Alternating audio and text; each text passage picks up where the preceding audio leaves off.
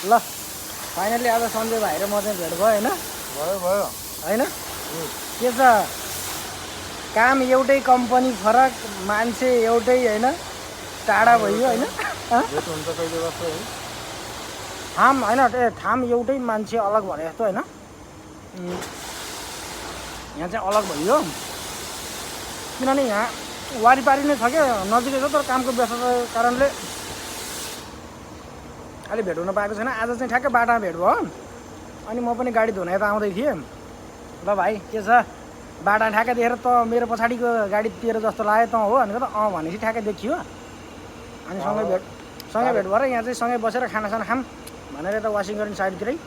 तिहार मनाउनु लाग्यो आज हाम्रो लिएर आएर यसो तिहार सिहार मनाउँ भनेर तिहार त के मनाउने अरे यस्तो ठाउँमा बसेर खाँदा होइन अनि के छ सन्जय तेरो विचार अब घर कहिले जाने हो त्यस्तो नसोध्न यार घर त अब कहिले हुन्छ अब कहिले है थाहै छैन है आएको पनि धेरै लामो वर्ष भयो त नि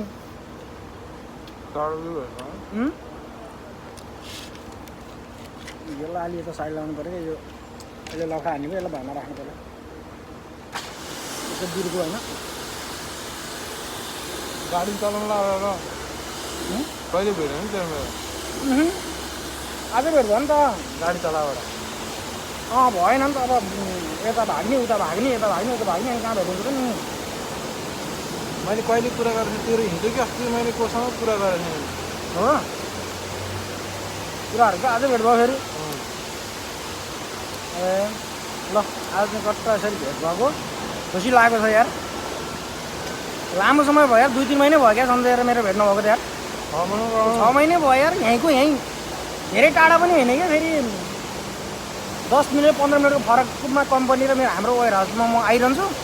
बिजी भएर यो कहिले कता म कहिले कता गर्दा गर्दै यस्तै पऱ्यो आज चाहिँ जो तिहारको दिन चाहिँ जुरा छ भनौँ न यस्तै छ त्यो हुनुपर्छ होइन कता लगाइरहेको छ तिहार हामीलाई त के मान्ने अरे यसमा होइन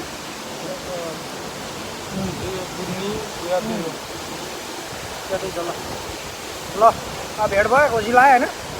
ल आजलाई यति नै